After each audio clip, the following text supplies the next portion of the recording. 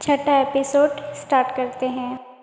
یہ گھر نانا ابا میرے ماما کے نام کیا ہوا تھا۔ جہاں پر میرے ماموں کام کرتے ہیں نا، وہ فیکٹری بھی میرے بابا کی ہے۔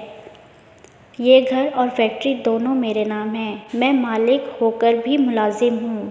ماما بابا کے بعد میری سرپرست یہی ہے۔ آج کل تو دنیا محبت بھی مطلب کے لیے کرتی ہے۔ بنا مطلب کے کسی نے مجھ سے محبت نہیں کی۔ ان کی محبت میں بھی مطلب تھا۔ ماہی کی آنکھ سے گرتے ہوئے آنسوؤں نے خضر کو بے چین کر دیا اور وہ پنجوں کے بل اس کے قدموں میں ہی بیٹھ گیا۔ ماہی کے ہاتھوں کو اپنے ہاتھوں میں لیا اور اس کے نرم و نازک ہتھیلیوں پر اپنے ہونٹ رکھ دیے۔ یہ محبت کا پہلا موقع تھا جس نے ماہی کو بھی حیران کر دیا۔ اس کم بخت محبت میں ایک ریاست کے بادشاہ کو، ایک آتش زاد کو، ایک خاک زادی کے قدموں میں لا کر بٹھا دیا۔ ایک بادشاہ جس کی سلطنت اس کے حکم پر سر جھکا دے، آج وہ ایک خاک زادی کے آگے سر جھکا کر بیٹھا تھا۔ اس نے ماہی کی طرف دیکھا۔ ماہی کے آنسو تو رک گئے تھے پر نگاہ حیران سے خضر کو دیکھ رہی تھی۔ خضر نے کہا، ماہی، او میری ماہی، یہ خضر تم سے بنا مطلب کے بے پناہ محبت کرتا ہے۔ محبت نہ ہی کہو تو بہتر ہے، بلکہ ایسا بولوں، مجھے تم سے عشق ہو گیا ہے۔ ایسا عشق جس کے لیے میں دنیا سے لڑ جاؤں، مر مٹ جاؤں۔ ماہی، میں ڈرتا تھا کہ میں تجھ سے کیسے محبت کا اظہار کروں، کہیں تم مجھ سے ناراض نہ ہو جاؤ، پر آج تمہاری ہی باتوں نے مجھے یہ ہمت دی ہے کہ میں تم سے بول پایا ہوں کہ مجھے تم سے عشق ہو گیا ہے۔ ایک ایسا عشق جو میری روح میں اتر چکا ہے۔ میں مر کر بھی تم سے جدا نہیں ہو سکتا۔ خضر کی باتوں نے ماہی کو حیران کر دیا۔ جس سے وہ محبت کا اظہار کرنا چاہتی تھی، آج خود ہی اس نے اپنی محبت کا اظہار کر دیا۔ خضر اس کا ہاتھ پکڑ کر کھڑا ہو گیا۔ ماہی کی تھوڑی سی پکڑ کر کہا، کیا تم اس پاگل کی محبت کو قبول کرتی ہو؟ ماہی نے اپنا سر خضر کے مضبوط سینے پر ٹیک دیا اور اپنی محبت کا اعتراف کر لیا۔ وہ بولی، مجھے کبھی محبت تو نصیب نہیں ہوئی، پر تمہاری محبت میں نے اپنی نماز کی دعاؤں میں مانگی ہے۔ خضر مسکرایا اور کہا، تمہاری دعا قبول ہو گئی ہے۔ ماہی اس بات پر رونے لگی اور خضر نے اپنے ہونٹوں سے اس کے گالوں پر سے آنسو جذب کر لیے اور بولا، ماہی، جتنا تم نے رونا تھا رو لیا۔ تم کو میری قسم، آج کے بعد ان پیاری آنکھوں میں کبھی آنسو نہ آئیں۔ کبھی آنسو نہ آئیں۔ تمہارے آنسو میرے دل پر گرتے ہیں، مجھے ایسا لگتا ہے جیسے میری جان نکل جائے گی۔ واہ رے محبت، تو اگر کسی کو ہو جائے تو کب دیکھتی ہے کون آتش زاد ہے اور کون خاک زادی۔ تو نے تو بس ہو کر آزمائش میں ڈالنا ہے۔ انتیلا قید خانے میں آئی تو اس نے ایک انگوٹھی نکالی اور اپنی شہادت کی انگلی اس انگوٹھی پر رکھی، جس سے اس سے اندازہ ہو گیا انتیلا کے بابا اس کوٹھی میں ہیں۔ اس نے اس انگوٹھی سے حصار باندھا تاکہ آس پاس کے پہرے دار، یہ کوٹھی میں کوئی بھی ہو، وہ ان کی گفتگو کو نہ سن سکیں۔ امارا اب بے فکر ہو کر زریاب کے پاس بیٹھ گئی۔ بابا، زریاب جو قرآن پاک کی تلاوت کر رہا تھا، اے ایمان والو، جب تم کسی مخالف فوج سے بھڑ جاؤ تو ثابت قدم رہو اور بکثرت اللہ کو یاد کرو تاکہ تمہاری کامیابی حاصل ہو۔ اپنی بیٹی کی آواز سن کر قرآن پاک کی تلاوت کو ختم کیا اور قرآن پاک کو چوما اور ایک طرف رکھا۔ بیٹا، ایک بات یاد رکھنا، دشمن سے مقابلہ کیا جاتا ہے، نہ کہ اپنی پیٹھ دکھا کر بھاگا جاتا ہے۔ دشمن کو سمجھداری اور ہوشیاری سے زیر کرنا پڑتا ہے۔ برائی پر اچھائی ہمیشہ غالب رہتی ہے، اس لیے جو کام بھی کرنا، اچھائی کے لیے کرنا۔ برائی کے لیے اللہ کی بنائی ہوئی ہر مخلوق نے اپنے اچھے اور برے عملوں کی سزا جزا پانی ہے۔ جانتی ہوں بابا، میں ایسا کچھ نہیں کروں گی جس سے آپ کو بھی تکلیف ہو۔ بابا، اس کی کتاب کا راز کیا ہے؟ وہ کتاب کس جگہ پر ہے؟ اس تک ہم کیسے پہنچ سکیں گے اور کیسے اس کی حفاظت کرنی ہے؟ زریاب مسکرایا اور بولا، اس کتاب کی حفاظت ہو رہی ہے۔ وہ بہت پکے حصار میں بندھی ہوئی ہے۔ اس کتاب تک کوئی بھی جنات نہیں پہنچ سکتی، کیونکہ اس حصار کو آدم زاد ہی توڑے گا اور اس کتاب تک آدم زاد ہی پہنچے گا۔ بابا، ایک آدم زاد کیسے جا سکتا ہے؟ اس کو اس کی کیا خبر ہے؟ زکریا بیٹی کی بات سن کر بولا، اس کی قسمت اس کو وہاں تک لے جائے گی۔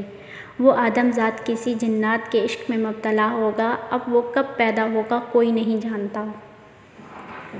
ماہی نے خضر کی طرف سے دیا ہوا آج سوٹ پہنا تھا، کالے رنگ کا سوٹ، اس پر بہت زیادہ جچ رہا تھا، اور کالے رنگ کی چوڑیاں بھی پہن لی جو اس کا محبوب اس کے لیے لے کر آیا تھا۔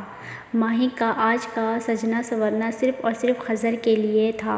اس نے آج پہلی بار اپنی آنکھوں میں کاجل لگایا، اپنے لمبے سیاہ گنے بالوں کو اپنی کمر پر کھلا چھوڑ دیا۔ وہ جلدی سے تیار ہو کر باہر کی طرف چلی گئی۔ ماہی کو جاتے دیکھ کر خضر کے پودوں کو پانی لگا رہا تھا، وہ بھی اس کے پیچھے بھاگا۔ میں چلا گیا۔ ماہی کی مسکراہٹ اور خضر کی نگاہوں کی تپش جعفر سے چھپ نہ سکی۔ وہ کمرے میں کھڑا کھڑکی کے پاس تسبیح پڑھ رہا تھا جب ماہی باغ کی طرف جاتے ہوئے خضر کو دیکھ کر مسکرائی، اور خضر نے جلدی سے پانی کے نل بند کیا اور ماہی کے پیچھے بھاگا۔ جعفر اپنے شک کو یقین میں بدلنے کے لیے ایک پرندے کا روپ دھارا اور باغ کی طرف اڑ گیا۔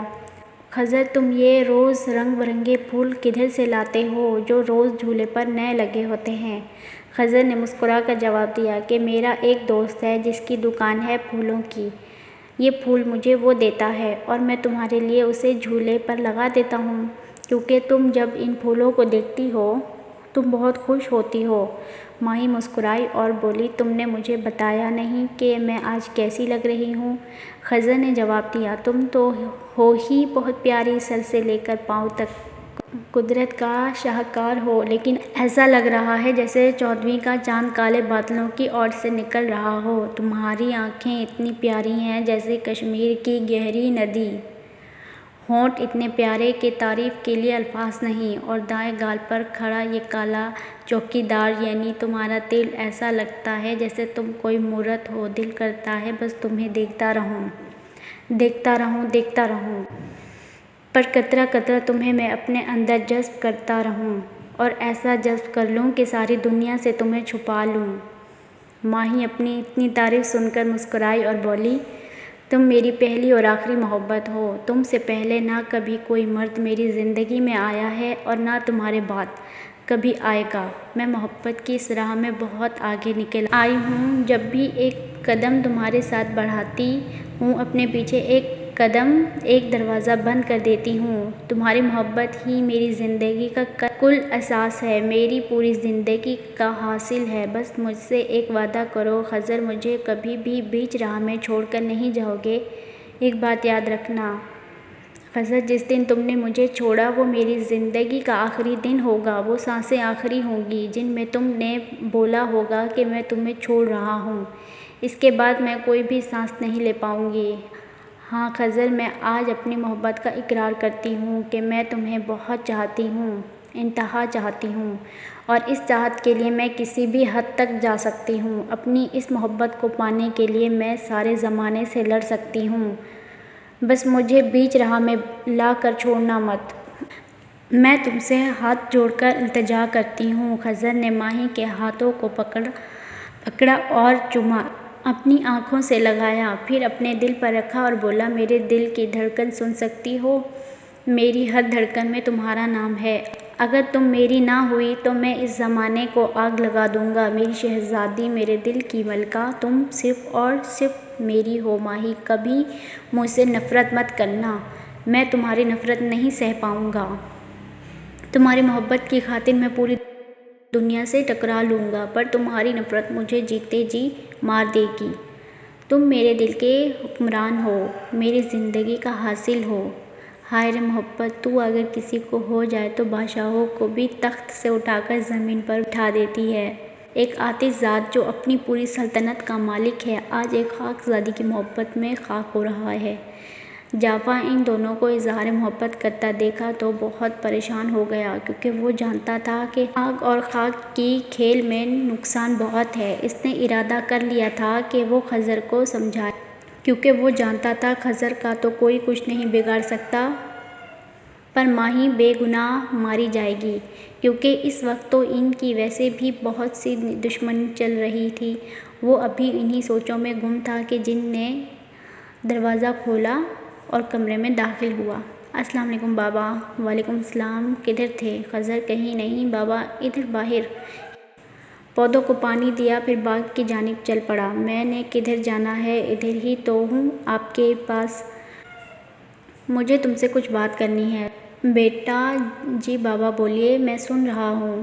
جس آگ سے تم کھیل رہے ہو اس میں تم جلو یا نہ جلو پر بیچاری وہ لڑکی ضرور جل جائے گی۔